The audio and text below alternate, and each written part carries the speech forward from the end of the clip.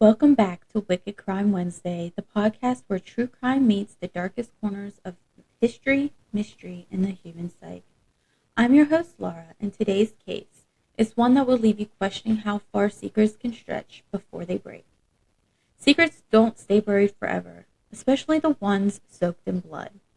It was a crisp April morning in 2000 when Donnie Altland's past finally caught up with him. Along a dusty road in East Manchester Township, he stopped running. After making peace with his family and asking God for forgiveness, Donnie pulled out a .22 pistol and ended a life haunted by a secret buried for 30 years. That secret? A chilling connection to a gang that drew a deadly line in the sand on July 21st, 1969, waiting for violence to find them. Lillie Belle Allen. She was the daughter of a Baptist minister, and she never saw it coming. A 27-year-old mother of two, caught in the crossfire of a city tearing itself apart in a brutal racial war just north of the Mason-Dixon line.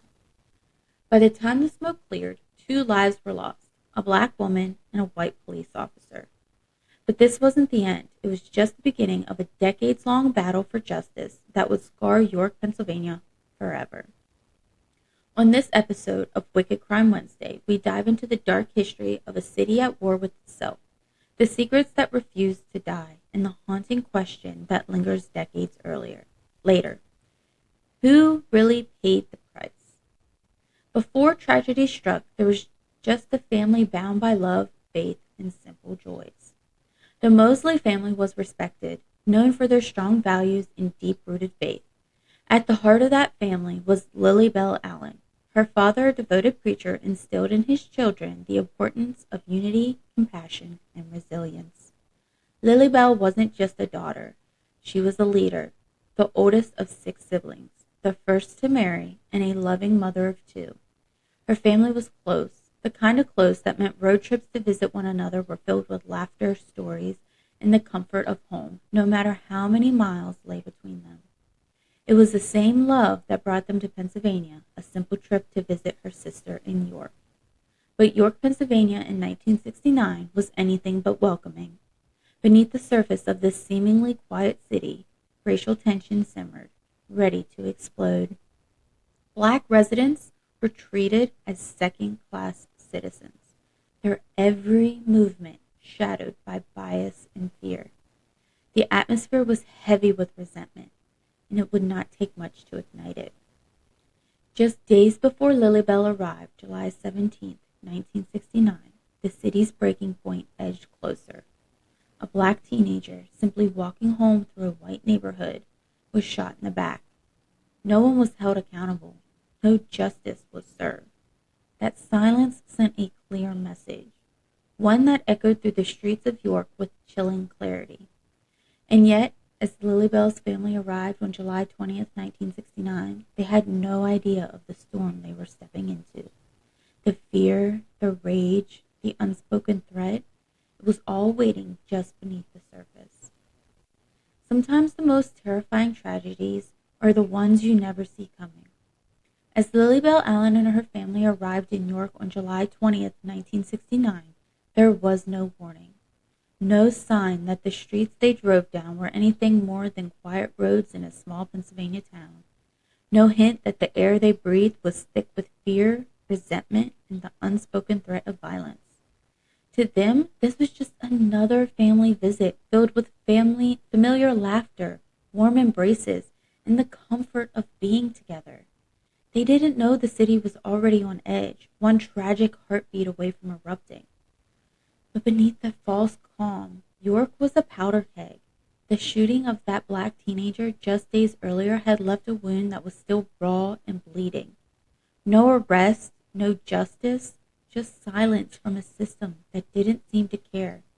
The black community was angry. The white community seemed entrenched in fear and prejudice and was ready to push back. The streets had become battlegrounds. Lines were drawn, and it wouldn't take much to spark the violence that was already brewing. And there, in the middle of it all, was the Mosley family, completely unaware that their trip meant to bring joy and connection was about to intersect with the city's darkest moments. They couldn't have known that every innocent smile, every shared meal, every loving memory from that visit would soon be overshadowed by a single horrific act of hatred. The fuse had already been lit. Now it was just a matter of time before everything exploded. The tension in York was no longer simmering. It was boiling over. But by July 21st, 1969, the city was gripped by fear, anger, and a thirst for retaliation that blurred every line between right and wrong. Armed white gangs patrolled their neighborhoods, driven by fear-fueled hatred and a desperate need to protect what they saw as theirs. The police presence wasn't a comfort for the black community. It was a reminder of who held the power. The Mosley family, still unaware of just how dangerous the city had become, decided to run a simple errand that night. A quick trip with no reason to believe that they wouldn't make it back safely. Lillie Belle, always strong, always supportive, joined them for the ride. Hattie, Lillie Belle's sister, was behind the wheel, taking what should have been a quick shortcut to the grocery store. But that shortcut led them straight into danger. They approached a police barricade, an unsettling reminder of the unrest gripping the city. But when they reached it, the officers waved them through, giving no warning of the danger that lay ahead.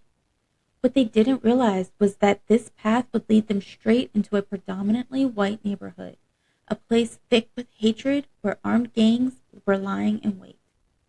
The moment Hattie recognized where they were, the panic set in. Her heart raced as the streets around them suddenly felt too threatening. She hit the gas, desperate to get out. Anywhere but here. But fear has a cruel way of making everything worse. The car stalled right on the train tracks. Lillie Belle, ever the protector, did not hesitate. She got out of the car and rushed around to the driver's side to help her sister, hands raised and in a desperate plea for mercy. Don't shoot, I'm going to take the wheel and then we'll be on our way. But mercy never came. In that horrifying moment, the gathered mob didn't see a sister trying to help, a mother trying to keep her family safe, or a woman pleading for their lives. They saw only hatred. Gunfire erupted. All hell broke loose. There was an explosion of violence fueled by fear and rage. Lillie Belle never stood a chance. One moment, she was trying to protect her sister. The next, she was on the ground. Another innocent life stolen in a city consumed by chaos. The screams, the chaos, it all happened so fast. And as her family tried to pull her to safety, the reality hit. Lillie Belle was gone. Before we dive back into the shadows of true crime, let's step into a different kind of darkness. One that twists through pages where fiction feels just a little too real. It's time for Crime, Chaos, and Book Boyfriends. The segment where dark romance, chilling thrillers, and haunting fantasies blur the line between fiction and the terrifying truths we can't escape. All right, my mystery-loving listeners, get ready to buckle up because today we're about to dive deep into the twisted, addictive world of Haunting Adeline by H.D. Carlton. And trust me, after this, you'll be wanting to pick this book up before you even finish the episode. Meet Adeline, a woman who thought she was finally escaping the nightmares of her past. But what she doesn't realize is that a far darker fate is lurking just around the corner. She's about to step into a world where her every move is being watched. Enter Zaid, a man with an obsession so dark, so consuming, that it will keep you turning pages well into the night.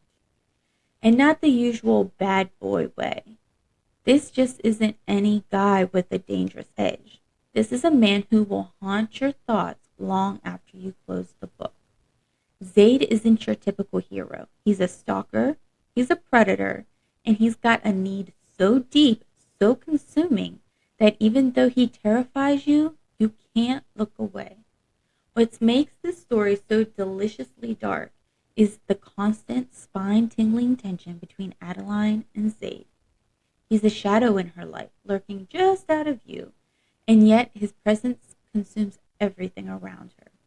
You'll find yourself questioning whether what he's doing is out of love or something far more sinister. As Adeline tries to regain control of her life, she unknowingly is pulled deeper into Zaid's grip. a puppet in a dangerous game she didn't even sign up for. And let me tell you, this isn't just your run-of-the-mill stalker romance. It's not about sweet, soft gestures of affection. No, this is raw, unfiltered, gritty obsession. Zaid's darkness is intoxicating. He's broken, yet so fascinating. And his need for Adeline makes every page feel like you're walking on a tightrope. Will she escape him, or will she fall into the depths of his control? But here's the catch. You'll feel for Zaid. In his twisted, corrupted way, you'll understand him. The more you dig into his past, the more you realize how deeply flawed, how tortured he is. And that's what will have you hooked, rooting for him one moment, then recoiling in fear the next.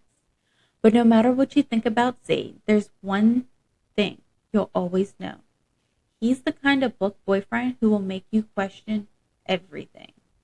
The chemistry between Adeline and Zaid is absolutely electrifying. There's something about the forbidden, the taboo, that makes their connection impossible to resist. And as Zaid's secrets unravel and Adeline fights to escape his grasp, you'll find yourself completely lost in their world. It's a twisted game of cat and mouse with a slow burn that has you begging for more.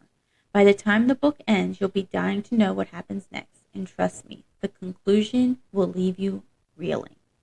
So, if you're into dark, twisted romance with a side of crime, obsession, and a book boyfriend who will haunt you long after you finish the last page, then Haunting Adeline is exactly what you need. It's a journey into the dark, messy, and intoxicating parts of human nature, and I promise, once you start reading, you won't be able to put it down. But before you dive in, a quick reminder. Make sure to read the trigger warnings. This book dives into heavy and disturbing topics that could be difficult for some readers. Your mental health matters, and it's important to take care of yourself. Please check the content warnings and listen to your instincts. If something feels too heavy, don't hesitate to step back and take care of you. Chaos doesn't wait for mercy, and that night neither did the bullets. Dozens of guns erupted in a deafening storm of violence. The sound was relentless, an onslaught of hatred piercing the night sky. Lillie Belle didn't stand a chance. As the bullets tore through the air, she fell to the ground, her voice cutting through the chaos. Help me, help me! A desperate plea swallowed by gunfire. Her mother lunged forward, heart shattering with every breath, trying to reach her baby girl. But before she could get to her, her husband pulled her back into the car, gripping her tight, shielding her from the hail of bullets still raining down around them. The family ducked for cover, hearts pounding in terror. Lillie Belle's father did the only thing he could. He began to pray, whispering words into the chaos, hoping for a miracle in place that had already forgotten mercy. And then, silence. The gunfire stopped, but what followed was just as haunting. We got one. We got one. Their cruel, triumphant voice echoed in the air, a chilling confirmation of the violence that had just unfolded. Lillie Belle's mother dared to lift her head, just in time to see a police officer nearby. It was Charlie Robertson, flanked by 3 other officers. His voice cut through the quiet aftermath. Don't shoot, I'm Officer Charlie Robertson. But it was already too late. Lillie Belle was gone. The officers called for an ambulance, but help wouldn't come soon enough. As they waited, an order came down. Another riot had erupted somewhere else in the city, and they were told to drop everything and leave. There was no dignity, no proper care, just urgency and cold duty. They loaded Lillie Belle's lifeless body into a vehicle and transported her to the hospital themselves.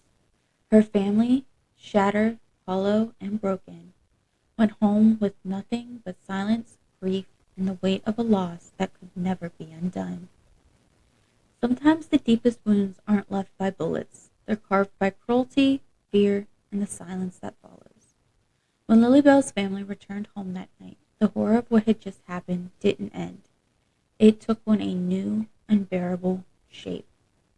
Inside, 2 small children sat waiting, innocent, unaware, expecting their mother to walk through the door at any moment. But instead of joy, they were met with devastation. her sister, her babies. They needed to see her, to say goodbye, to understand that the woman who had loved them so fiercely was really gone. But at the hospital, even that final mercy was denied. The police refused their request, shutting the door on their grief, offering no compassion, no humanity. But then came the words that cut deeper than any bullet ever could. But she shouldn't have been in the white neighborhood. She was asking for it. The message was clear, and it was cruel. The officers didn't see a grieving family. They didn't see a mother, a daughter, a sister. All they saw was someone who had broken an unspoken rule. They told the family they had violated a citywide curfew, one they hadn't even known existed, and just like that, they were treated as criminals, not victims. But the cruelty didn't stop there. The warning that followed wasn't spoken in anger. It was delivered with a cold, terrifying clarity. Get out of town. And if you want your family in York to stay safe, leave this tragedy alone. Fear settled over Lillie Belle's father like a crushing weight. He knew what they were really saying.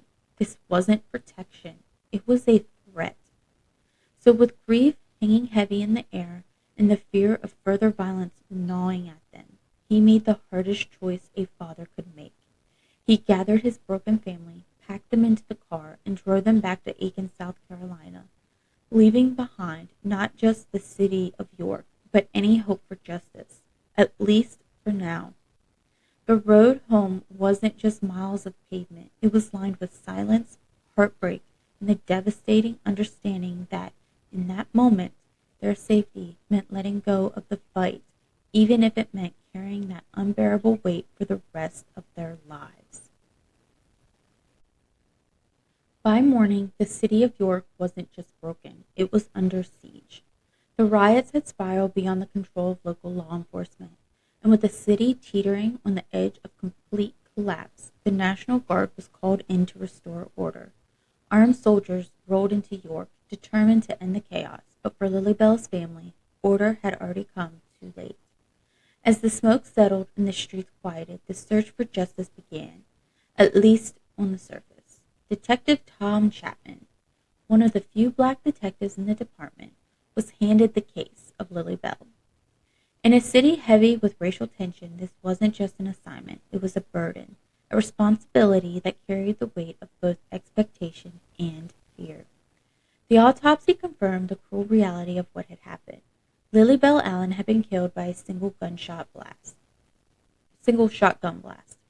One pull of the trigger had ended her life and shattered countless others. But Chapman knew the truth wouldn't be easy to find, not in a city where silence was just as dangerous as violence.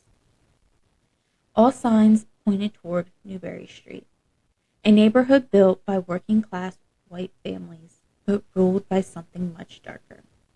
The Newberry Street Boys, a violent gang known for terrorizing black residents, called this neighborhood home. They were fueled by hate and emboldened by a community that too often turned a blind eye. The police officers secured John Doe warrants for every home on Newberry Street.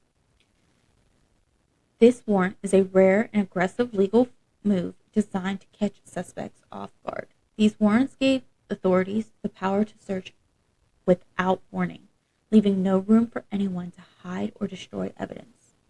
The National Guard swept through the neighborhood with authority, kicking down doors and searching every room. And it didn't take long to find what they were looking for. Inside the home of John Messersmith, they discovered a small arsenal of 15 guns, everything from rifles to pump-action shotguns, stockpiled and ready for war. But it wasn't just the weapons that sent a chill through the investigators. It was who those weapons belonged to. John Messersmith wasn't just any man. He was a known member of the KKK, and his influence ran deeper than anyone wanted to admit. He was also the father of 3 members of the Newberry Street Boys, one of whom was their leader, Robert Bobby Messersmith. The evidence was mounting, the pieces were falling into place, but in York, justice was never simple. The Messersmith name carried weight, fear, and a dangerous sense of untouchability.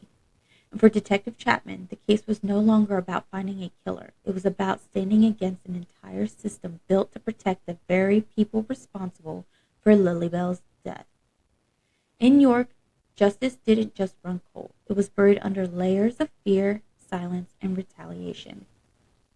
The arsenal of weapons seized from the Messersmith home should have been the breakthrough that Detective Tom Chapman needed. It should have been enough to crack open the truth behind Lillie Belle Allen's murder. But the city of York had other priorities. The ballistics test came back empty. No match. The guns were deadly, yes, but none of them tied directly to the shot that ended Lillie Belle's life. It was a dead end, or at least that's how it seemed. Before Chapman could dig any deeper, something else ripped his focus away. Another death, another victim. Officer Henry Shadd, a white police officer, had been shot 3 days before Lillie Belle's murder, and now Chapman was being pulled off one investigation and thrown into another. The pressure was undeniable. A white officer's murder couldn't be ignored, not in a city already teetering on the edge of racial warfare. Chapman didn't have a choice. He had to take the case. But the weight of Lillie Belle's murder never left his shoulders. As he sifted through the details of Officer Shadd's shooting, a chilling question began to form. A question that made the air in York feel even heavier. Was Lillie Belle Allen's death a response to Officer Shadd's murder? The timeline was damning. Shadd was shot first, an attack that ignited rage within York's white community. Then just days later, Lillie Belle was gunned down in cold blood. This wasn't just violence, it felt like retaliation. A cycle of blood for blood, fueled by fear and hate. With that unsettling possibility in mind, Chapman began to dig deeper into both cases. Because the more he uncovered, the more it seemed these two tragedies weren't just connected by timing, by something much darker festering beneath the surface of a city desperate to keep its secrets buried. Some truths don't stay buried. They haunt the streets, whisper through the cracks, and wait for the right moment to rise again. In the aftermath of Lillie Belle Allen's murder, a suffocating silence settled over York. Neither the black nor the white communities were willing to talk. Fear hung over the city like a thick fog, choking out any hope of justice. People were terrified of what might happen if they spoke up. For Lillie Belle's family, that fear wasn't just a threat, it was a prison. The same terror that forced them to leave York kept them in the shadows for years. Every time they thought about seeking justice, the memories of those threats echoed louder. Stay quiet, leave it alone, or your family won't be safe. So they stayed quiet. They mourned in silence. Time didn't heal, it hardened. And as the years dragged on, the pain never left. Lillie Belle's parents died carrying the unbearable weight of unanswered questions and unfulfilled justice. They went to their graves without ever hearing the truth about what had happened to their daughter, without ever seeing someone held accountable. And for a while, it seemed that York was content to let those memories fade into history, buried beneath the decades of silence and fear. But some ghosts refused to stay buried. In 1999, nearly 3 decades after that violent summer, 2 local newspapers, the York Daily Record and the York Dispatch, decided to reopen the wounds the city had worked so hard to forget. They published a series of articles that dragged York's darkest secrets back into the light, exposing the brutal truth of what had happened and what had been allowed to happen. The spotlight burned hot and bright, forcing the city to confront its shameful past. And suddenly, those old wounds weren't just scars. They were open, raw, and impossible to ignore. The pressure was undeniable, and the weight of public scrutiny was too much for the justice system to ignore any longer. That same year, the district attorney made the decision that shocked the city. The investigation into Lillie Belle Allen's murder was being reopened. After 30 long years, York was no longer safe from its own history, and for the first time in decades, there was a flicker of hope that justice, real justice, might finally be within reach. Sometimes the truth doesn't come with justice. It comes with a confession from the grave. When the district attorney reopened the investigation to Lillie Belle Allen's murder, they were starting from nothing. No real police file, no solid evidence, just fragments of reports pieced together from different sources, like trying to rebuild a shattered mirror with missing shards. The only thing that they knew for certain, that night on Newberry Street, there had been a crowd, a mob, a mix of adults and teenagers, fueled by rage, fear, and deep-seated hate. The investigation seemed hopeless until the DA caught an unexpected break. Gabriel Mark Barr, a former member of the Newberry Street Boys, came forward. But this wasn't a typical confession. Barr was on his deathbed with nothing left to lose and a lifetime of guilt pressing down on him. He was ready to tell the truth, all of it. What Barr revealed was darker than anyone could have imagined. If a black person came onto Newberry Street, we were shooting and killing them, and we were prepared to deal with it. Those were the chilling words that shattered 3 decades of silence. Barr described how before the attack they deliberately shot out the streetlights, plunging Newberry Street into darkness.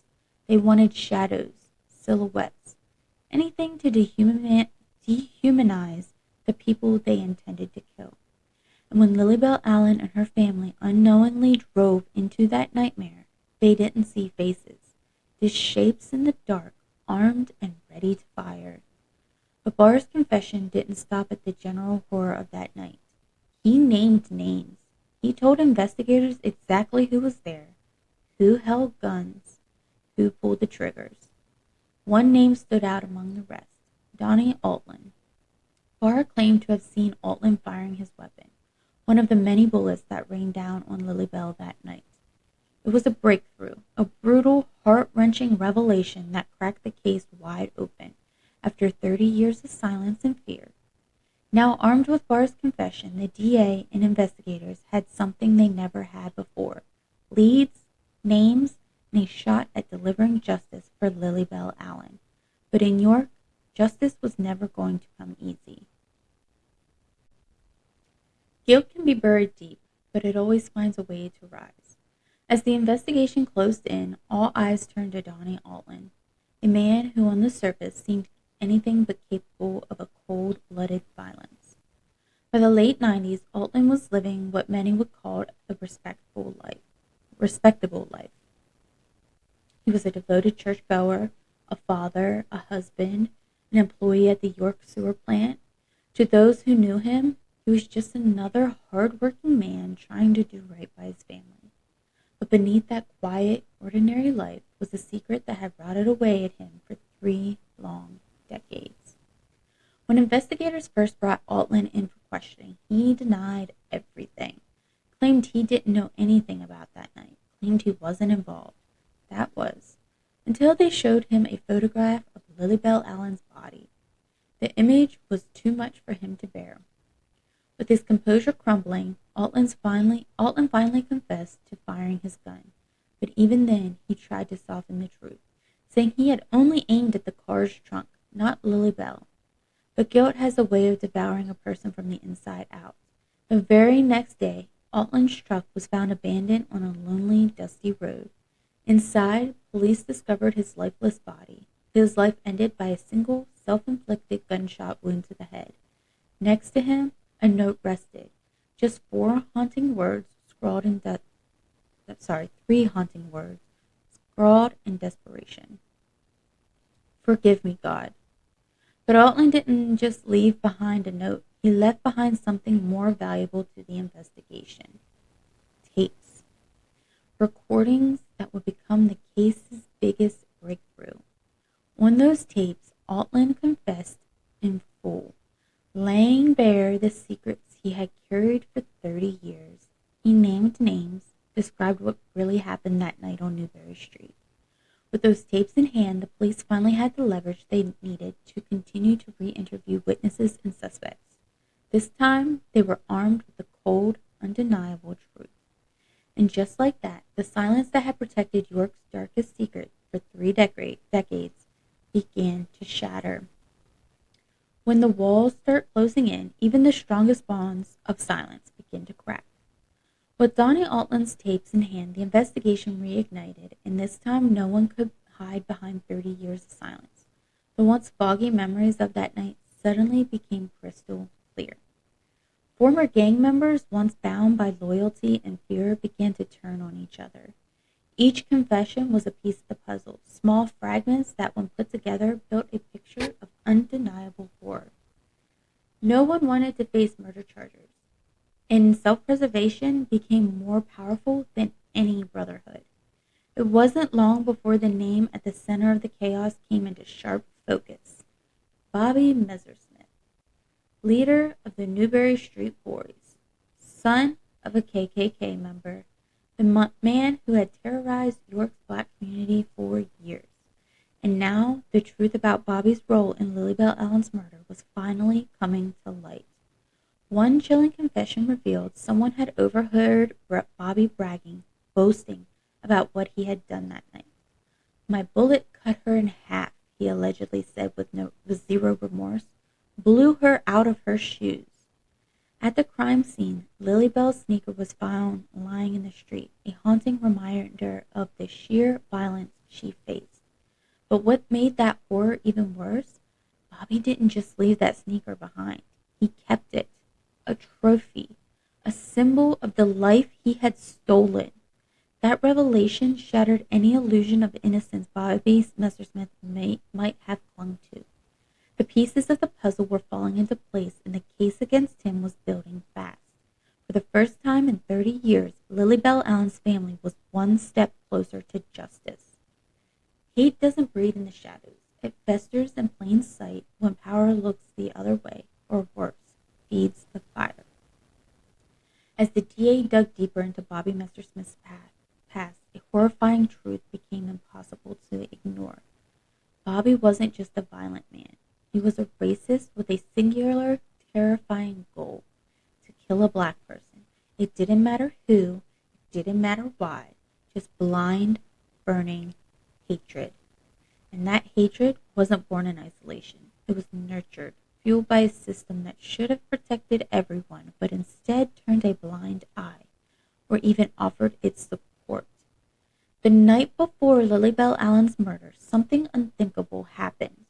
Police officers, those sworn to protect, invited residents from Newberry Street to gather at Farquhar Park for what became nothing short of a white power rally. There, under the cover of authority, officers showcased the very vehicle where Officer Henry Shadd had been shot. His blood still stained the car, a grotesque display meant to fuel rage and justify revenge. And it worked. Among the crowd that night was none other than Officer Charlie Robertson, a man who was supposed to serve and protect. Instead, witnesses claimed he shouted words that fueled pure violence. White power. But he didn't stop there. According to one of the Newberry Street Boys, Robertson didn't just spew hateful rhetoric. He armed the gang. It's alleged that he handed out .30-06 caliber ammo with chilling instructions. Kill every you see. And that's when the investigation took a sinister turn, because Robertson wasn't just at that rally. He was also a responding officer at the scene of Lillie Belle Allen's shooting. That same man who was supposed to ensure her safety, might have played a role in setting the stage for murder. The pieces of this dark puzzle were finally coming together, and it revealed a horrifying possibility. This wasn't just a hate-fueled crime. It was a betrayal by those sworn to uphold justice. Sometimes the truth doesn't just shake a community. It threatens to destroy the very foundation it was built on. According to Charlie Robertson, when he arrived at the scene that night, he stopped the shooting. But that's where his actions ended. No weapons were confiscated, no arrests were made, and no names were taken. It was as if Lillie Belle Allen's murder didn't matter at all. The investigators dug deeper. Statements from former gang members confirmed the horrifying motive behind her death: revenge. The DA's office was stunned. Going after a former police officer was already controversial. But by 2001, Robertson wasn't just any former cop. He was in his 7th year serving as the mayor of York, Pennsylvania. But then a breakthrough came through from an unlikely source: Officer Dennis McMaster. Someone who had worn the same badge as Robertson came forward with a bombshell revelation. He testified that he had witnessed Robertson handing out ammunition at that White Power rally the night before Lillie Belle's murder. With that testimony, the DA had what they needed to act. Charlie Robertson was arrested and charged with murder. The ripple effect was massive. In total, 10 white men were arrested in the spring of 2001, all charged with involvement in Lillie Belle Allen's death. But justice was overshadowed by tragedy. 4 of the men responsible for her murder had already taken their own lives, some haunted by the guilt, others perhaps trying to escape the consequences of their actions. Richard Dickie Wales in 1974, Robert Downey in 1979, Michael Messersmith, brother of Robert and Arthur Messersmith, in 1988, and of course, Donald Altland in 2000, just one day after being interviewed by prosecutors. The trials that followed were explosive. By October 18, 2002, after 13 days and more than 100 witnesses, the verdicts were in. An all-white jury found Gregory H. Neff and Robert N. Messersmith guilty of second-degree murder. Charlie Robertson, the former mayor, was acquitted. Neff received a 4.5 to 10-year sentence. Messersmith was sentenced to 9 to 19 years. Another defendant, Ezra T. Slick, pleaded no contest to attempted murder and conspiracy, receiving 2 to 5 years in prison. But even those sentences felt hollow when measured against the weight of what had been lost. By 2011, both Neff and Messersmith had been paroled. And yet, for Lillie Belle Allen's family, true justice remained just out of reach. But Bosie Messersmith's violence didn't start with Lillie Belle Allen. Just 3 days before her murder, on July 17, 1969, he was the one who pulled the trigger on another innocent life. That black teenager that was simply trying to make his way home and was shot in the back for the simple crime of walking through the wrong neighborhood. That single brutal act was widely regarded as the spark that ignited the riots in York, Pennsylvania. And just like Lillie Belle's murder, the system seemed ready to look the other way, until the investigation decades later forced the truth back into the light. This time, there was no escaping accountability. Bobby Messersmith was identified as the shooter. He was convicted of assault and sentenced up to 3 years in prison, a slap on the wrist for the violence that unleashed so much pain and chaos.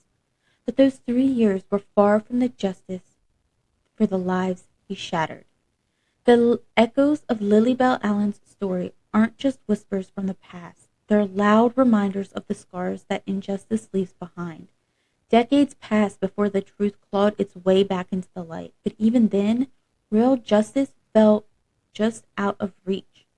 History has a way of burying the uncomfortable, but it never forgets, and neither should we. Thank you for joining me on this dark dive into the shadows of York, Pennsylvania. If this story left you thinking, good, that means you're still curious, and that's where real discovery begins. So until next time, keep your mind sharp, your imagination wilder than a mystery novel, and most importantly, keep having fun with it. And as always, stay curious, stay quirky, and always, always stay unmasked.